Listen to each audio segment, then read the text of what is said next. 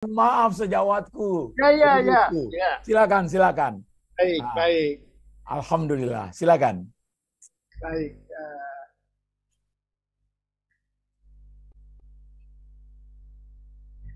Baik.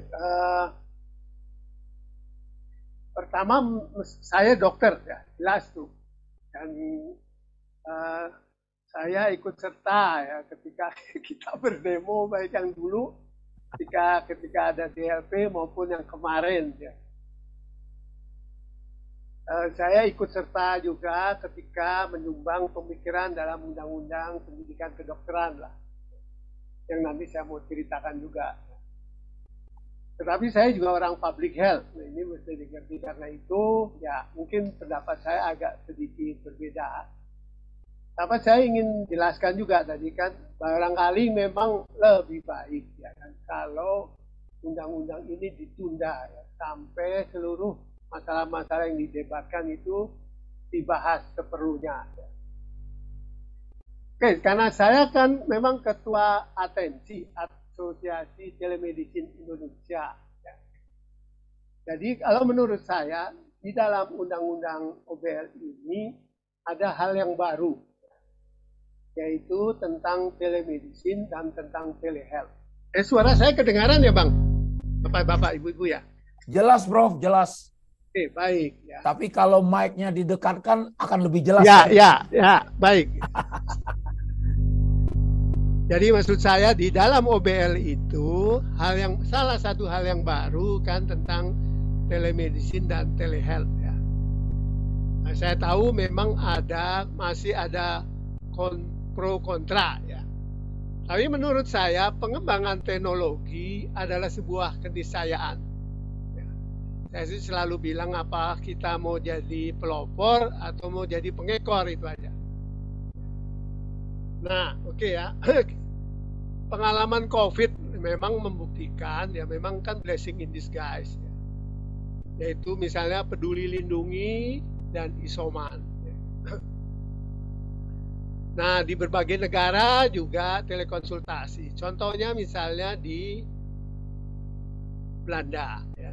Di Belanda itu memang FKTP-nya itu telekonsultasi dulu ya kan. Baru nanti kalau perlu harus datang atau harus dirujuk. Jadi saya mau mengatakan telemedicine ini sebenarnya bukan saingan. Itu yang mungkin dia sadari. Dia adalah enabling atau enhancing. Ya. Nah, beberapa rumah sakit kan memang sudah menyediakan telekonsultasi. Saya ke Palangkaraya, itu berbagai rumah sakit juga sudah melakukan telekonsultasi. Sehingga mereka bisa juga dengan dokter-dokter spesialis di Jawa ya.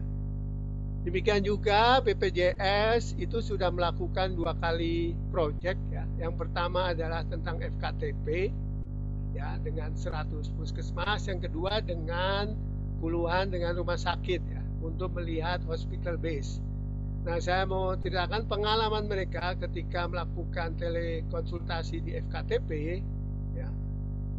Itu kesimpulannya dokter umum yang di puskesmas itu bisa membedakan apakah pasien itu cukup telekonsultasi, apakah pasien itu harus datang ke puskesmas atau harus dirujuk ke rumah sakit. Tahun lalu Atensi bekerja sama dengan Kota Makassar, mereka ingin dibuatkan apps telekonsultasi untuk seluruh penduduk Makassar, terkoneksi dengan seluruh puskesmas. Jadi memang resikonya terpaksa puskesmas buka 24 jam, yang tadinya sampai sore saja kan. Sekarang harus cari giliran supaya bisa 24 jam. Jadi harapan mereka, dan ini mungkin berjalan akhir tahun lalu itu selesai, setiap penduduk yang mempunyai problem kesehatan bisa menggunakan apps itu untuk menelpon dokter puskesmas, komunikasi, dan nanti dokter puskesmas melakukan telekonsultasi seperti tadi. Oh, ini cukup dikirim obat ya untuk penyakit-penyakit yang ringan. Oh, ini Anda harus datang ke rumah sakit karena saya tidak bisa memastikan diagnosisnya. Oh, saya kirim ambulan. Jadi mereka sekarang sedang membuat ambulan roda 3 untuk menjemput pasien-pasien ya. Sehingga pasien tidak perlu mengirim keluarganya ke puskesmas untuk memberitahu ada orang sakit di rumah. Jadi saya kira memang itu telekonsultasi sangat membantu. Belum lagi nanti ada wilayah-wilayah yang tertinggal. Nah, tentu ada diskusi nih yang menurut saya memang kita sedang ada regulatory sandbox untuk melihat tadi ya seberapa jauh ya tentang privacy, tentang keamanan ya kan. Dan itu mungkin baru akhir tahun ini itu ya. Jadi kalau regulasi OBL-nya sudah jadi ya menurut saya terlalu cepat juga ya. Lalu yang kedua, hal yang juga menarik kan ada pendidikan dokter ya. Yang pengembangan lah ya. Sehingga misalnya ada spesialisasi, ada hospital base ya. Spesialisasi, ada afirmatif daerah untuk wilayah tertinggal, beasiswa ya kan. Tapi mungkin Pak Mahfud tahu ya, itu kan sebenarnya bukan hal yang baru ya. Karena itu sudah diusulkan di RUU Pendidikan Kedokteran, ya kan.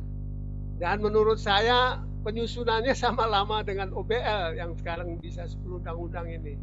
Ini kan satu undang-undang ini dibahas ke sana ke sini dan akhirnya hilang juga menurut saya. Nah, saya bilang karena inisiatifnya mungkin karena inisiatifnya dari ID ya, gitu ya. Bersama dengan DPR. Jadi, nah sekarang ketika dilakukan di OBL kan seakan-akan seperti pendapat yang baru. Yang saya juga khawatir sebenarnya seperti katakan Bu Nurita memang liberalisasi pendidikan dokter umum ya. Kalau kita lihat kan sekarang ada, mohon maaf pertanian bikin kedokteran, teknologi bikin kedokteran, swasta ya kan membuka spesialisasi ya. Padahal sekarang saja ada 12.000 dokter baru yang perlu kita carikan di mana dia bekerjanya, di mana dia karirnya ya kan. Persoalan dokter kan bukan cuma meluluskan ini. Kenapa saya menjadi ketua atensi? Salah satunya adalah meminta supaya telekonsultasi mendapat SKP seperti orang konsultasi tatap muka. Ya. Supaya demikian juga saya menjadi ketua, kebetulan ketua juga Perdaweri anti aging dan estetik. Karena itu juga salah satu alternatif untuk dokter umum yang tidak mungkin lagi mendapat pasien BPJS bisa praktek dan mendapat pasien. Karena bisa melakukan anti-aging, wellness, estetik, dan sebagainya. Dan itu ke depan persoalannya akan makin banyak, karena akan makin banyak dokter baru yang lulus. Ya. Ketika saya di Amerika, itu saya ketemu orang India. Di India juga terlalu banyak dokter, kata dia. Sehingga ada dokter jadi tukang semir sepatu, kata dia. Saking susahnya cari kerja, katanya. Nah, apakah kita akan ke sana? Ini yang mesti dipikirkan kan pendidikan dokter bukan hanya pendidikan, tapi bagaimana cara mencarikan tempat pekerjaan yang layak, mencarikan karir yang memadai, ya. Dan itu perlu dipikirkan juga ya, perlu waktu untuk memikirkan itu ya, supaya kita tidak bernasib seperti negara-negara yang terlalu banyak dokter. Saya sendiri kan terlibat beberapa tahun yang lalu ya, ketika kita minta hentikan dulu, stop FK baru ya kan, karena sepertiga dari FK kita itu masih kategori C waktu itu ya kan. Jadi lebih baik perbaiki dulu ya kan, jangan menambah dulu kan. Saya tidak tahu ya kondisinya sekarang karena saya tidak ikut lagi ya dalam hal itu ya. Tapi saya pikir sih masih juga ya, masih banyak juga FK-FK kita yang sebenarnya juga masih belum memenuhi persyaratan untuk membuka FK. Oke, jadi itu plus minusnya ya. Nah, oke, saya ada mungkin terakhir ini ya, karena orang bilang begini, Nah, terus terang Pak Lasono kan bilang Anda pendulum, ya kan? Antara peran organisasi profesi dan peran pemerintah ya dulu katanya. Ya kan? Jadi sekarang pendulumnya sedang ke organisasi pemerintah. Percayalah bahwa pemerintah berniat baik lah. Ya. Kalau menurut saya ya kan, kelihatannya masih banyak terlalu banyak nih peran pemerintah. Nah, mungkin kira-kira 30 tahun yang lalu ada gerakan di berbagai negara maju, khususnya ketika Thatcher, yang menyadari bahwa pemerintah itu lamban, by inherently lamban. Sedang swasta atau non-pemerintah itu jauh lebih cepat ya dalam berjalan. Oleh karena itu keluar buku, kalau Anda ingat, Reinventing the Governance, ya, mewirausahakan birokrasi kata dia. Sebenarnya banyak prinsip, ada 5, tapi saya mau kutip satu saja ya kan. Kalau Anda steering, jangan rowing. Kalau Anda menyetir, jangan mengayuh. Kalau Anda regulator, jangan jadi eksekutor, ya kan? Itu prinsipnya supaya ada pembagian peran. Nah, niat baik tidak cukup ya. Karena kita juga pengalaman ya. Ekses itu terjadi di mana-mana terus terang. Nah, kita mesti juga introspeksi ya kan.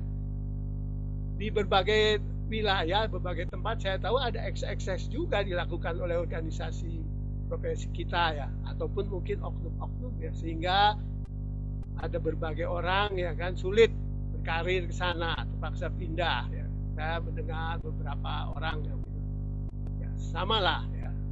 Tapi kita juga mendengar ya kan, dulu zaman saya juga kan ada namanya apa itu, saya sampai lupa namanya. Kalau Anda mau ketika zaman dulu ketika pemerintah memegang banyak kegiatan, saya lupa, padahal tadi ingat namanya. Ada juga istilahnya adalah korupsi dari peran dari mereka yang berwenang lah gitu ya. Pojok maut saya ingat ya kan. Nah, saya tidak cerita karena saya termasuk juga terkenal juga itu ya. Jadi maksud saya memang harus dicarikan ya bagaimana keseimbangan peran pemerintah ya dan organisasi profesi yang perlu diskusi dengan baik ini. Sehingga ada checks dan recheck, ada balance ya. Saya kasih contoh misalnya yang sekarang dikeluhkan ini kan, rekomendasi dokter. Kan bisa dicarikan cara lain. Maksud saya di mana tetap ada cek dari organisasi profesi ya.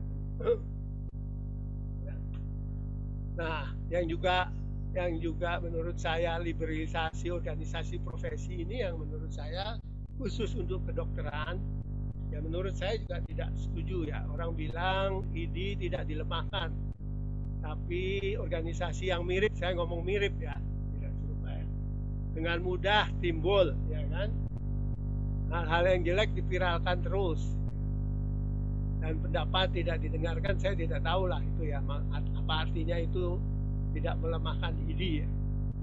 Nah, saya kira kita punya pengalaman juga dengan organisasi penting, profesi penting yang lebih dari satu, ya kan? Kita tahu itu pengacara kan. Saya dengar mereka mau kembali lagi menjadi satu karena memang itu menjadi masalah. Saya kira kita juga akan menjadi masalah itu ya, kalau kita lebih dari satu. Jadi prinsipnya memang itu oknum-oknum, tapi karena dia memegang kuasa, maka menjadi masalah ya kan. Jadi istilahnya power tend to corrupt, absolute power corrupt absolutely ya.